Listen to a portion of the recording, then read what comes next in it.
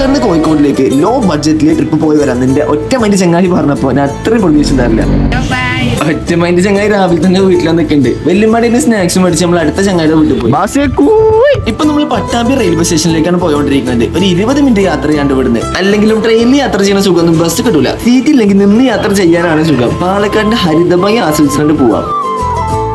കോഴിക്കോട് എത്തി over bridge കയറിയപ്പോഴാണ് എനിക്ക് ആ കാര്യം മനസ്സിലായത്. ഒറ്റ മൈൻഡിൽ പ്ലാനും ചെയ്യാതെ പോണത് അത്ര നല്ല മൈൻഡ് അല്ല. ഈ ഓടിപ്പോണ ചങ്ങായി കള്ളനാണെന്ന് മനസ്സിലാക്കാൻ 2 വർക്കിംഗ് ഡേയ്സ് എടുത്ത് എനിക്ക്. ഇയാളുടെ പിന്നാലെ ബാക്കിൽ വേറെ ചങ്ങായി ഓടിയപ്പോഴാണ് എനിക്കൊരു ഡൗട്ട് തോന്നി തന്നെ. സ്ട്രീറ്റ് വ്യൂ നടന്ന് തന്നെ കാണുന്ന ചങ്ങായിമാര് പറഞ്ഞപ്പോ ഇത്രയും പ്രതീക്ഷ കേട്ടോ. നല്ല ചൂടായിരുന്നു. ഈ മുട്ടായി തെരുവ് ചൂടത്ത് കണ്ടതിന്റെ ഒറ്റ മൈൻഡ് ചങ്ങായിമാര് പറഞ്ഞു. ജ്വല്ലറി സ്ട്രീറ്റിൽ എത്തിയിട്ട് പോക്കറ്റ് നോക്കിയപ്പോ പേഴ്സൺ അല്ല. പേഴ്സൺ ഉണ്ടായിരുന്നെങ്കിൽ നിങ്ങൾക്ക് ഇവിടെ എക്സ്പ്ലോർ ചെയ്ത് കാണിച്ചിട്ടായിരുന്നു. ഓട്ടോ കയറിയപ്പോ ചങ്ങായിനോട് പറഞ്ഞു മീറ്റർ ഓണാക്കിയില്ലെങ്കിൽ ക്യാഷ് ഇല്ലാന്ന്. കേൾക്കേണ്ട താമസം ചങ്ങായി ഓണാക്കി. ഇതാണ് അവസ്ഥ.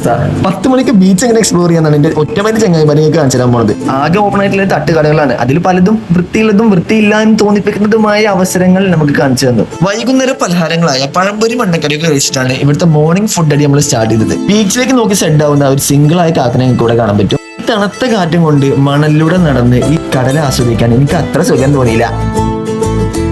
100 രൂപ കൊടുത്തിട്ട് സ്പീഡ് ബോട്ടിൽ കയറുന്നുണ്ടായിരുന്നു. പക്ഷെ ഇവിടുന്ന് ഫ്രീ ആയി കണ്ട് ആസ്വദിക്കുന്ന ആ ഫീലില്ലേ അതതിന് കിട്ടൂല. ഞങ്ങൾ ഐശ്വര്യതി കഴിക്കാൻ വേണ്ടി പോയത് വർഷങ്ങളോളം ഇവിടെ പണിയെടുത്ത് കോഴിക്കോടിന്റെ ഒരു ഭാഗമായി മാറിയ ഒരു ബായുടെ കടയ്ക്കാണ്. ഹിന്ദി അറിയാവുന്ന ചിത്തു പല കഥകളും ചങ്ങായിയോട് ചോദിച്ച് മനസ്സിലാക്കിയെങ്കിലും ഞങ്ങളുടെ കോൺസെൻട്രേഷൻ ആകെ ഉണ്ടായിരുന്നത് ഐശ്വര്യതിക്ക് മാത്രമായിരുന്നു. സത്യം പറഞ്ഞ ഐശ്വര്യതിക്ക് അത്രത്തോളം ഇഷ്ടമായില്ല. നട്ടുച്ച വെയിൽ കൊണ്ടതുകൊണ്ട് തന്നെ നല്ല വിശപ്പുണ്ടായിരുന്നു. കോഴിക്കോടിന് സ്പൈസി ബിരിയാണി കിട്ടുന്ന കുറ്റിച്ചിറ ബിരിയാണിക്കാണ് നമ്മൾ ചങ്ങായിമാരെ കൊണ്ടുപോകുന്നത്. ഓട്ടോറിക്ഷ വിളിക്കാൻ പോലും ചങ്ങായിമാർ സമ്മതിച്ചില്ല. നടന്ന് മനുഷ്യന്റെ ഊപ്പാടിളകി. ഉള്ളു കയറി കുറെ നേരം ഇരുന്ന് മെനു നോക്കിയിട്ട് അവസാനം 3 ബിരിയാണി കൊണ്ട് ഓർഡർ ചെയ്ത്. നിങ്ങൾ ഈ കാണുന്ന നോക്കണ്ട കേട്ടോ. എന്റെ പൊന്നെ എരിഞ്ഞിരുന്നിട്ടുണ്ടല്ലോ. എന്റെ കണ്ണിന്നൊക്കെ വെള്ളം വന്നു.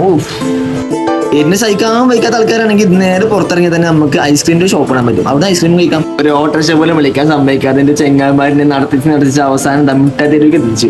വീട്ടുകാർക്ക് വേണ്ടി ഡ്രസ്സ് മേടിച്ച്, പിന്നെ നമുക്ക് വേണ്ടി ബാൻഡ് മേടിച്ച്, പേഴ്സ് മേടിച്ച്, പിന്നെ സ്വീറ്റ്സ് മേടിച്ച്, അതൊക്കെ മേടിച്ചപ്പോഴേക്കും നമ്മൾ നല്ല ക്ഷീണിച്ച്. ഇവിടുന്നാണ് കോഴിക്കോട് വരെയുള്ള പ്രേമിച്ചിനെ പരിചയപ്പെട്ടത്. മൂപ്പത്തിയുള്ള ഷോപ്പാണത്. ഇവിടെ നമുക്ക് റേറ്റ് കുറയില്ല ഒരു പാന്റും കിട്ടി. ഇത്രയൊക്കെ ആയപ്പോഴേക്കും 5 മണിയാവരായി. നമ്മുടെ ട്രെയിനിന് സമയം. റെയിൽവേ സ്റ്റേഷന്റെ തൊട്ടടുത്തുള്ള ഒരു ജ്യൂസ് ഷോപ്പ് നമ്മൾ കയറിയത്. കോഴിക്കോടൻ ജ്യൂസ് എങ്ങനെയുണ്ടെന്ന് ഞാൻ കുടിച്ചിട്ട് പറഞ്ഞുതരാം.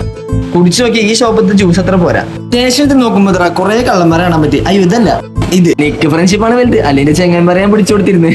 അപ്പൊ ശരി ഗൈസ്, ഞാൻ വീട്ടിലേക്ക് തിരിച്ചു പോയോണ്ടിരിക്കുകയാണ്. Bye bye.